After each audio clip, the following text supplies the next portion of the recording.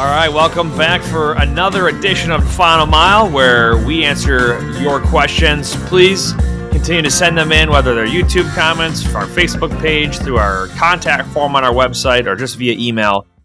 Please continue to send them in, share it with your friends in the industry. If you'd like to learn more about Freight 360, please check out the Freight Broker Basics course. It's a full-length, self-paced course that covers everything from how to get your brokerage off the ground and succeed. And please take a minute to check out the sponsors of this podcast in the description box. It will help support our channel and take care of our friends over at DAT, Blue Book Services, and Lean Solutions. All right, and let's get right into it, man. What's our first question today? From Ian B. on YouTube. Hi, dumb question here. Supply and demand on DAT and truck stop. They refer to market conditions and rate view data with terminology light or tight or loose capacity, usually in context of, I think they meant load to truck ratios. Yep. If I'm understanding correctly, does loose mean way more loads than trucks, lower cost to get a carrier, and tight means similar number of trucks to loads in a market? So cost for a truck goes up because more competition. So it would make more sense to target areas where there's loose capacity is the question. I don't think we've ever actually even, I feel like I've taken this for granted that people understood this, and I'm glad that Ian asked it. So yes. What's interesting too is make sure that you look at the legend on whatever you're using, because, for example, DAT and Sonar use opposite color schemes. Like red means loose on one and tight on the other. So double check your legend, what the color heat map looks like. So the basics here is tight means that there is not a lot of trucks compared to loads. All right. So when it's tight, it's going to be very hard for you to be able to secure capacity easily. All right, so you might see a report that there are, 5 trucks for every 10 loads or something like that, or I guess it'd be 1 to 2 would be the correct version of saying that. Whereas loose would mean it's pretty easy to get a truck. There's a lot of trucks available. We're in, well, depending on where you are in the country, we're in a loose market right now where rates are lower. It's easy to get a truck. Customers aren't having a whole lot of trouble finding capacity. It's pretty loose. Whereas in the peak of the pandemic, post shutdowns, it was very tight. A lot of shipping activity, a lot of demand, and not enough trucks to do it all. So that was tight. It was a lot of opportunity. I'll let you speak more to where I prospect. But where there's trouble and people are having problems is where there's opportunity for us. What's your take on the prospecting side? That's it, because the harder it is for a shipper to get what we provide, the more likely it is for them to need us. And what we provide are capacity, trucks. And to go a little further, we provide them very effectively in a very short time window. So the shorter the time window and the tighter the market, the more likely a shipper will use a freight broker. So if you're going to target areas, you want to target areas that are very tight, meaning there's very few trucks in that area. There's very few trucks at all, or maybe certain periods, right? Because when you're talking to the shipper, it's pretty likely that if they've got extra loads that come through that they didn't expect, they have a very hard time getting trucks to cover them. That is where we come in and can solve that problem for a small percentage to help them secure trucks at last minute when they cannot locate them. So tight areas are great to look at. As Nate pointed out, the overall market is pretty loose. Now, the tight areas usually shift with produce in an average market. Like when produce starts to come up, more carriers will run to that market to get higher paying freight. That leaves other areas with less capacity, meaning those markets will get tighter. So the map is constantly changing. Another good way to find tight areas, and we talk about this a lot on the show, is like after a large storm. A hurricane is an extreme example of this, but snowstorms are a smaller example. When you see a snowstorm come over Chicago, right, like most of those shippers will start to need help from brokers preceding the storm, during the storm, right after the storm, because lots of trucks are getting out of that market so that they don't get stuck which means as soon as the shippers open back up, there's nobody there to pick up their freight. They need a freight broker to help them secure some trucks. Yeah. Yeah, that's so good, man. We got a video on YouTube that talks about what happens before, during, and after an event like that. Whatever hurricane came through Florida last year and like landed twice. Yeah, I think I highlighted that in it. I forget what hurricane it was, but yeah, it's a great example. All right, our next question comes from Justin. Justin asks, have you guys found a solution for verifying the owner-operator who is actually hauling a load, especially when they are a friend of a carrier or sub-hauler agreement is not in place? Typically, when there is a cargo claim involved, we discover that the carrier that booked the load is not the actual carrier. Also, have you found a solution to maximize profit by working directly with these sub-haulers, since the carrier that booked typically takes a cut? There's a lot going on here. What you just described is double brokering. yes. But let's unpack it, okay? People will do what's called leased on agreements, or they say they do leased on agreements. What this means is I might have a trucking company, and let's say, Ben, you have a trucking company, and you're an owner-operator. You haul a bunch of loads on your own, but then either for backhauls or for whatever reason, you also want to lease on and work for my company, and there might be a benefit, right? Maybe I've got some customer freight that you really like that pays well, and you want to run some of those loads, but then when you're not running mine, you want to operate on your own authority. This is called leasing on, and it's totally okay as long as there is a lease on agreement in place and the correct insurance is there to cover the leased on driver. Okay. Whose insurance covers that in a lease on scenario for everyone out there? The motor carrier who they're leased onto. So this leased on driver needs to be listed on the insurance certificate as a scheduled, like on the scheduled auto policy. So what you'll see if you go on Highway, go highway.com, and you look up a carrier, one of the alerts you might see is equipment not listed on their insurance policy, which means they have been inspected roadside and that VIN number is not actually listed on the insurance certificate, right? So it could mean uninsured vehicle on the policy. It could mean they're just operating, they're basically just double brokered it, right? There's all kinds of ways it could happen. The right way to do this, if someone's leased on, is they might have a magnet that has the name of the leased on company with their MC, DOT number, address, all that stuff, and they slap it on the side of their truck. That way they are legally operating and representing themselves as that carrier. When they're not leased on and they're just operating by themselves as an owner-operator, the magnet goes away, and underneath that magnet is their trucking company's name and MC, DOT, and location. The reality is people get lazy. They just give the load to their cousin or sibling or buddy and take a little cut. It's double brokering all day long, right? So How do you prevent this? The insurance part, just get a copy of their insurance. And if you see a report that, hey, this, you guys have had equipment not listed on the auto policy, insurance policy, I need to see your insurance page, your insurance certificate with a list of the VIN numbers that are insured, and I need to see a picture of the driver at pickup that shows the name and MC on the side of the truck. And if you want to go as far as to, hey, I want to see their registration, cab card, all that stuff, right? There's ways to challenge this, and you'll weed out the bad actors by requesting that kind of information.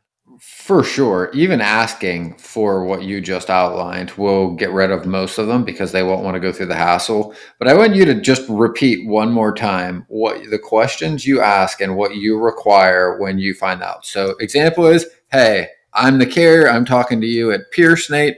I'm going to use a leased on driver for this load. What are you going to ask me for? If there's any doubt, I might ask, and we've done this, ask for the lease agreement. Because they might say, oh, that's my, you told us so-and-so is going to show up, but this other truck showed up. Well, yeah, he's leased on to me. All right, cool. We need a copy of his lease agreement. Yep. If you can't provide that and prove to me that he's leased on, then it's likely to double broker, and that's fine. I'll just work with him directly, and I'll cut you out of the equation because you lied to me when you said this guy was part of your company and he's not. Yep. Um, And that's fine. Be like, hey, if they start yelling and go, well, hey, this guy's there, be like, well, great. We'll have him give me a call. I'll book it under his MC. I'll verify he has the correct insurance for this load and for my customer. And then we'll proceed by me sending him a Raycon directly, and he can run that load under his MC. Correct? that's it. Because if you don't, and we've seen this, and I've had a couple clients that run into this, right? Is the other carrier's insurance was not the same, right? And we had this with a client, and it wasn't, I don't think they genuinely did anything unethical. They did something that wasn't legal in the sense the motor carrier still gave the load to another motor carrier. But in the instance that we saw over the summer, somebody did this like with their sister's carrier company. And the brother's like, hey, my truck broke down. I wanted to make sure this load got picked up. So I gave it to my sister's MC. Well, that sister's MC did not have the same reefer coverage. And there was a claim, and that claim never paid out. And the brokerage ended up eating $40,000 in claims because this carrier did exactly what this person's talking about. Gave the load to their sister's company. They didn't have the same insurance. There was a claim, and the claim didn't pay out. Nobody did. Yeah. I mean, so this is why I highly recommend use some kind of carrier vetting tool where you can see, Yes. you be able to pull their insurance, be able to see reports against them, all that stuff. Good stuff. All right. Next question. Gary says, hauling onions on flatbed in winter from Idaho. We instruct the drivers to take the southern route. I'm told if the broker dictates the route, they become an asset in kind and incur a possible liability. Are you guys familiar with this? So I actually emailed back and forth with Gary a little bit after he sent this question in. And we have covered this before. It is best practice to never give directions to a truck driver, right?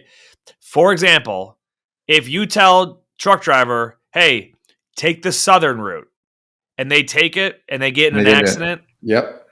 It's like, well, the broker told me I had to take this route. Mm-hmm. Oh, the broker did. Well, now they're kind of acting like a carrier by directing the route for you. And big mess. Don't ever do it. Like so let's say, for example, it's a shipper who's like, hey, make sure the driver comes in this entrance, which requires them to go around here. That kind of stuff is different, right? And you could give somebody verbal guidance like, hey, you can get there this way. The shipper recommends you go this way. They want you in at, dock, whatever. That stuff's fine.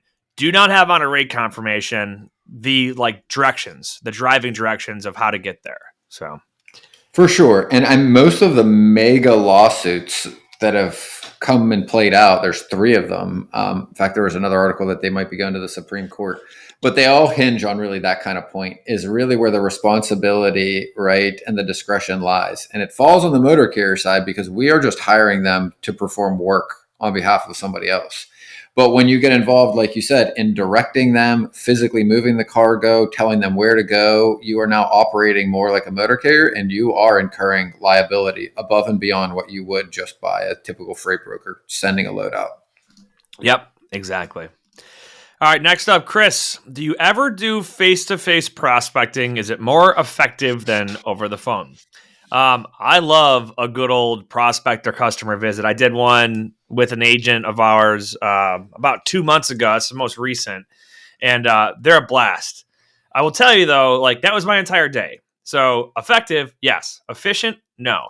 But it's a great way to sprinkle them in. Like I said, I drove from Buffalo to Rochester, which is like an hour and a half, had lunch, toured the facility, and then drove home. Right. So it was legit, a total of 5-6 hours. Whereas you can make 100 phone calls from your desk. So effective, great. You're in front of them, building rapport, get to see the actual location. But don't do only in-person prospecting, especially if you're brand new. If you already got a huge book, maybe all you need to do is in-person prospecting. And that's great, right? Maybe visit a few places a month while you run your other customers' business, but starting off, hit the phone. Yeah, for sure. I mean, it's less scary to go in person. There's a lot less emotion involved because you're going to go talk to somebody in person. It doesn't You think so? feel I think it depends on the person.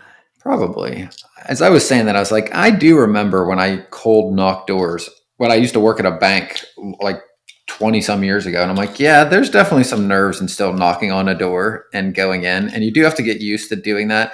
But I just feel like for most people, they think it's going to be an easier way. And that's really what they're asking is not, is it more effective? Because they just feel like they believe it's easier to do than making So I calls. will. You brought up a good point because there's cold knocking versus a scheduled appointment. What I would recommend, and I'm not saying you can't cold knock because people do that, but if you can cold call or cold email and just say, "Hey, I would like to stop in and check check out your place and see how you guys operate. When's a good day? Like, can I come by Thursday or Friday, whatever." If you can like get that scheduled, then it's going to take the pressure way off because now you've got an appointment. They're expecting you. They might even give you a tour. Whereas a cold call, you're likely interrupting somebody's day and they might be a little bit annoyed. So, Yes. Again, and especially if you've got existing customers, when you go to visit them and do a customer visit, you should prospect around that area to do exactly this, right? We would do this all the time. When we would have like our large customers, we would go and see them at least once a year, sometimes twice. Well, every time I was going to fly to meet a customer, I prospected that whole city for like 2 months prior to it because it's an easy call to make. Hey, I'm going to be in your area to go visit so and so, and you name drop your customer. And I'm calling other customers that are or prospects that are in the same industry, right? If I'm going to go see Gerdau Steel in Houston, I'm going to call every other steel company in Houston the 2 months prior to it and be like, hey, I'm going to be out there to see my customer Gerdau for a bit for a site visit. Would love to be able to tour your facility. Who would I need to speak to about maybe coming out and being able to meet some folks out there? Most people are pretty receptive to that. That might even, maybe it's not the shipping director, but maybe you get somebody that just gives you a tour. That might not be what you're hoping for, but it is a huge step towards if I get a tour, I can find out who's in charge of things. Now, when I call back next week, I can reference the person that gave me the tour. I can talk about how nice yep. they were, the other people I met there. You're going to have, it's going to be effective. But to your point, you want to make sure you're making your process efficient in how you're traveling and spending your time because there's a lot of time and effort in getting to a place and doing that physically. Another thing, too, in some of these business parks where people from different companies work in close proximity, they might know each other either just because they work near each For other. They might sure. hang out at the smoke pit together. Maybe they, I don't know, maybe they're friends for all I know. That's a great way to get like a live introduction. Hey, you're already in person with your customer. Yeah, let me take you over and meet Jimmy over at ABC, Fabrication. Exactly. See if he's in. Yep. And then they could talk you up. Mhm. Yeah, this guy's awesome. He's For and sure. then hey, you're delivering in there every Tuesday and Thursday. He's got some outbound stuff going out. Perfect. Good stuff. Last up, Ian. If you are cold calling NVOCCs, what pain points do they likely have that would make for some smart questions to ask to get a conversation going? All right, whether it's NVOCC, freight forwarder, it's really a lot of the pain points tend to be the same as customers. It's going to be things like capacity, service, reliability, all of the same stuff. Okay, because at the end of the day, if you're going to prospect a freight forwarder or an NVOCC, you're getting them the same thing that any other customer would need, which is trucking capacity, right? It might be for a different type of facility or a different type of freight, or the transaction might look different, but it's the same thing, right? It's not like because we're working with them that all of a sudden the scope of our job drastically changes. No, we're still like by DOT standards and FMCSA, there is a job description for what we do, and it doesn't change if it's a farm that we're prospecting or a freight forwarder or an auto manufacturer. It's all the same. We're able to get them access to trucking capacity. So I would I would prospect with questions talking about, do they have seasonal changes based on whoever their customers are? Are they having issues with capacity or are they price sensitive? Are they looking for maybe, they're sick of the rates fluctuating throughout the year based on the fact that they've got stuff coming in to some port that may be busy one time of the year, but not another. Maybe you could do a long-term contract that gives them more stable pricing throughout the year. There's all kinds of ways, but it's really the same. It doesn't. Asking an NVOCC does not change my answer on that one. Do you have anything specific that you would add in when it comes to like the forwarders and NVOCCs? I do. Like your expediters, DHLs of the world, right? It's a little different. So like freight forwarders, right, and NVOCs operate in a different space than the rest of the shippers in a certain way, right? Like a lot of shippers have departments that operate just like freight forwarders for themselves, right? Like Walmart isn't using a small NVOCC or a freight forwarder agency for their international stuff. Like they have that inside, right? So some large companies have this kind of department within them, but just your general freight forwarders, right? Like they do have different pain points. Like for freight forwarders, congestion is huge at any rail terminal or any port. When you're seeing congestion there, that is creating massive problems for them. Congestion to get things to their warehouses is another big pain point.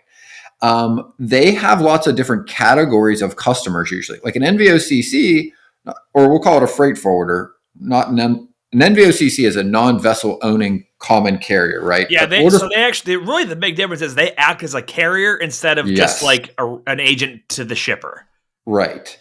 So like they can negotiate different rates on behalf of, I think, themselves. It's been a long time since I looked at exactly what they can do that freight forwarders can't. But when you look at them as a group, they typically own containers and they'll negotiate pricing for space on the steamship lines.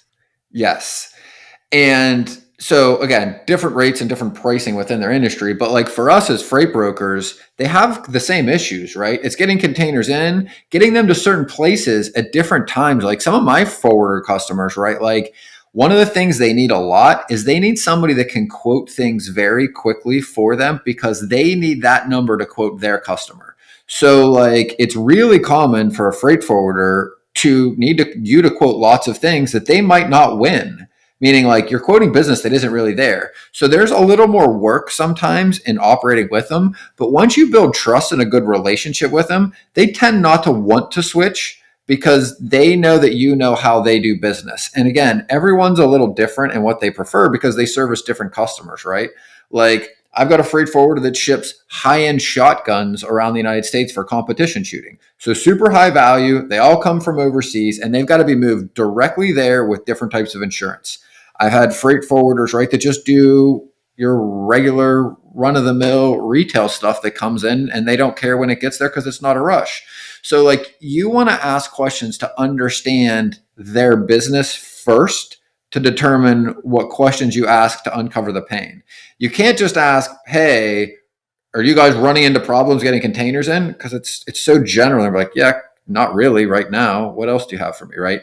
So I always start with, hey, can you guys tell me a little bit about what kind of customers you guys service or what kind of cargo you might specialize in? Do you guys do general, everything? Do you maybe have some niche customers that operate with different commodities?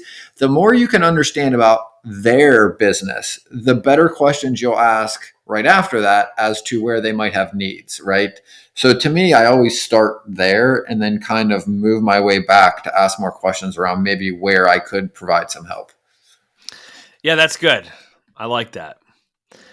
Also, freight forwarders will have lots of weird things. Like last week, I quoted like 3 weird boats from like, and I'm in Florida, and they were still strange. It was like, one of their clients' CEOs is moving literally his boat, and they're like, I need a good number on this. And there's this other boat that's getting shipped here. So like you will see one-off weird things with some of them, right? But again, that's part of service. If you're willing to go and help them out to do something out of the ordinary, that's why they like to use one freight broker. So when you get in with them, they tend to be long-standing customers because as long as you keep doing what you're doing and you have their back, they want to support you because it makes their life easier.